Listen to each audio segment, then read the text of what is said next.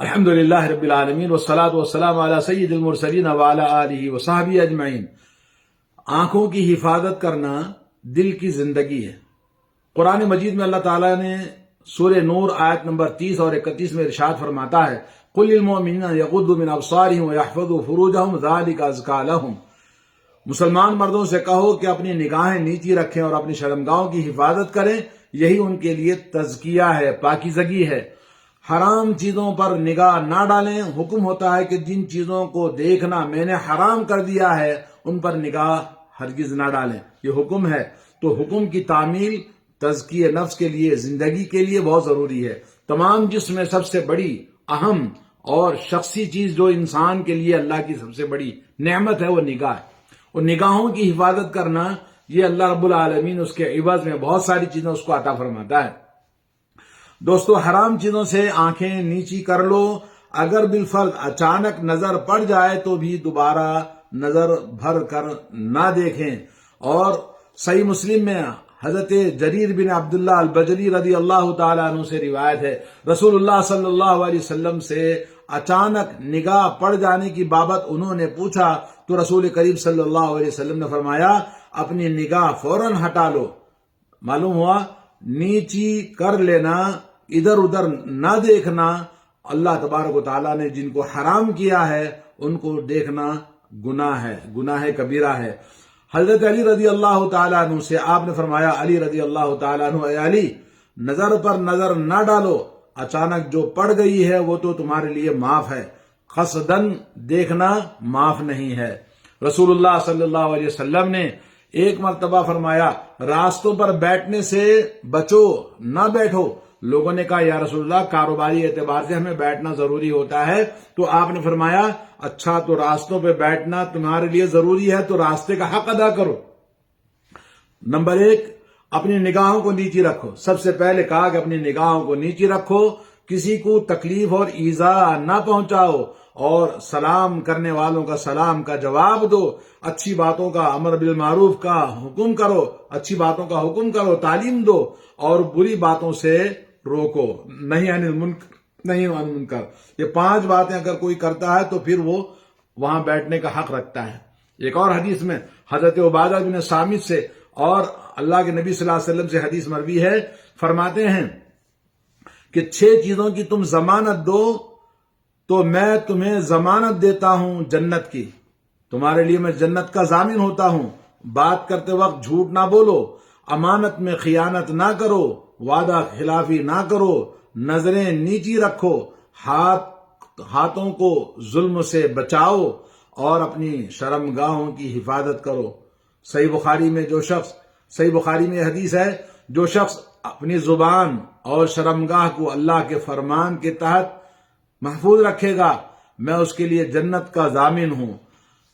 دوستو، آج ہمارے پاس نگاہیں اتنی زیادہ منتشر ہیں، انسان فطری اور غیر فطری طور پر گناہوں میں ان نگاہوں کی وجہ سے پڑ جاتا ہے، اور آدمی کو چاہیے کہ اپنی نگاہوں کو حفاظت کرے۔ عبیدہ کا قول ہے، جس چیز کا نتیجہ نافرمانی رب ہو وہ کبیرہ گناہوں میں سے ہے۔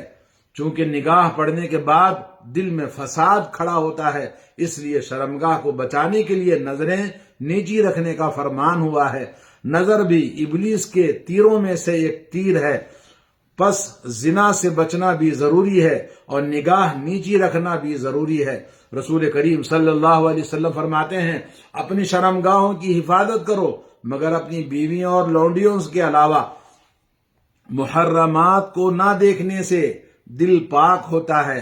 محرمات یعنی حرام کردہ چیزوں سے نگاہوں کو بچانے سے دل پاک صاف ہوتا ہے اور دین بھی صاف ہوتا ہے۔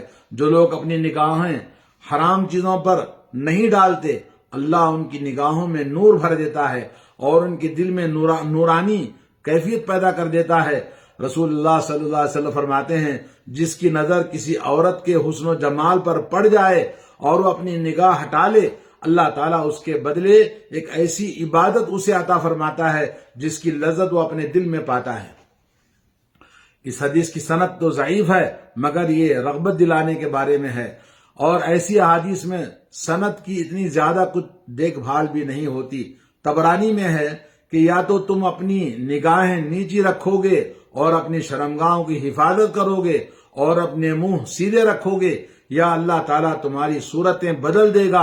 اعاذنا اللہ من عذابہ، اللہ رب العالمین ہم سب کو اللہ کے عذاب سے محفوظ رکھے۔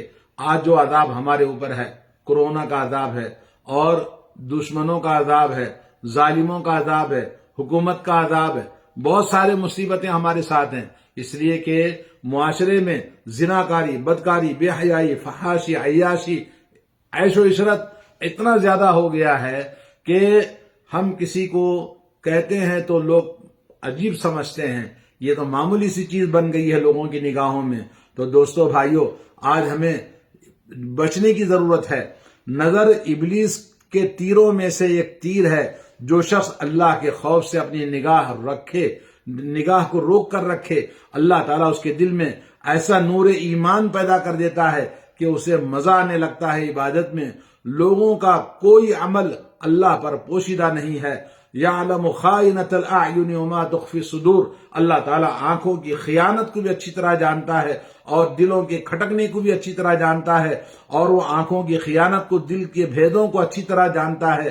رسول کریم صلی اللہ علیہ وسلم فرماتے ہیں، ابن آدم کے ذمے اس کا زنا کا حصہ لکھ دیا گیا ہے جسے وہ لامحالہ پائے کر رہے گا، یعنی وہ کر رہے گا۔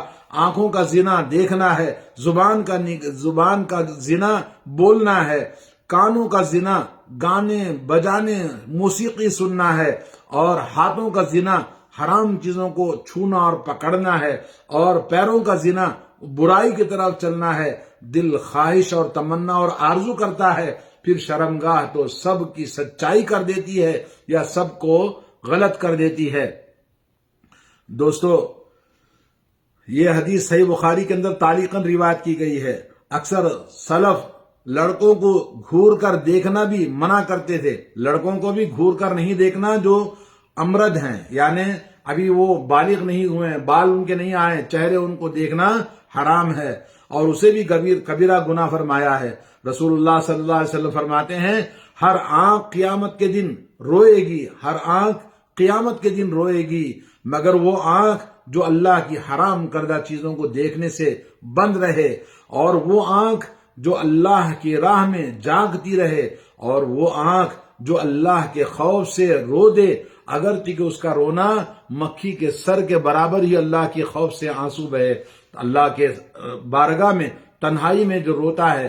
اور اسی طرح سے آدمی اپنے نگاہوں کی حفاظت کا انتظام کرے، صرف مردوں کے لیے نہیں، عورتوں کے لیے بھی اللہ نے فرمایا، وَقُلْ لِلْمُؤْمِنَاتِ يَغْضُضْنَ مِنْ أَبْصَارِهِنَّ وَيَحْفَظْنَ فُرُوجَهُنَّ، کہ مومن عورتوں سے کہو اپنی نگاہیں نیچی رکھیں اور اپنی شرمگاہوں کی حفاظت کریں۔ پردے کا حکم نازل ہونے کے بعد میں ایک بار رسول اللہ صلی اللہ علیہ وسلم کے پاس آپ کی دو بیویاں بیٹھی ہوئی تھی، حضرت میمونہ اور ایک اور صحابیہ ہیں۔ تو اتنے میں عبداللہ بن ام مکتوم آئے اور انہوں نے اجازت مانگی، تو رسول اللہ صلی اللہ علیہ وسلم نے کہا اپنی بیویوں سے، تم جاؤ اندر۔ انہوں نے کہا، یا رسول اللہ، وہ تو آنکھوں کے اندھے ہیں، نہ دیکھ سکتے ہیں نہ ہمیں سنیں گے۔ تو نبی کریم صلی اللہ علیہ وسلم نے فرمایا، تم تو اندھی نہیں ہو۔ تو اس طرح سے معلوم ہوا کہ صرف مرد ہی نہیں بلکہ عورتوں کو بھی چاہیے کہ اللہ رب العالمین کے اس حکم کی فرما برداری اور یہ نگاہیں نیچی رکھنا، شرمگاہوں کی حفاظت کرنا، اللہ تعالیٰ جو آدمی اللہ کو راضی کرنے کے لیے کرتا ہے، اللہ تعالیٰ اس کی مغفرت فرما دیتا ہے۔ جیسا کہ حجۃ الوداع کے موقع پر حضرت ابن عباس کی حدیث ہے، اور بعض علماء نے اس کی 110 اسباب اور اس کے فوائد کو بیان کیے، 110 ذکر کیا ہے آنکھ کو نیچے رکھنے میں کیا فوائد ہیں۔ اللہ تعالیٰ سے دعا ہے کہ اللہ تعالیٰ ہمارے نوجوانوں کو، ہمارے تمام مردوں کو، عورتوں کو توفیق عطا فرمائے اپنی نگاہوں کی حفاظت کرنے کے لیے، کیونکہ یہ قرآن اللہ رب العالمین کا کلام ہے، اور اللہ نے کہا یہ جو آنکھیں ہیں دیکھنے کے لیے استعمال نہیں کرتے، اور جو کان ہے سننے کے لیے استعمال نہیں کرتے، اور جو دل ہے وہ سوچنے سمجھنے کے لیے استعمال نہیں کرتے، اولئک کالانعام، وہ جانور جیسے ہیں۔ تو آنکھ کس لیے اللہ نے دی ہے؟ اللہ تعالیٰ کی قدرت کی نشانیوں کو دیکھنا، کلام اللہ پڑھنا، اللہ کو راضی کرنے والے کاموں کو دیکھنے کے لیے۔ اور نبی کریم صلی اللہ علیہ وسلم نے فرمایا، جس کی سب سے محبوب چیز اللہ تعالیٰ جب چھین لیتا ہے وہ آنکھیں ہیں، اللہ تعالیٰ اس کو بدلے میں جنت عطا فرماتا ہے۔ اللہ اکبر. اللہ تعالی ہم سب کو توفیق عطا فرمائے. وصلی اللہ علی نبینا محمد وعلی آلہ وصحبہ اجمعین. السلام علیکم ورحمۃ اللہ وبرکاتہ.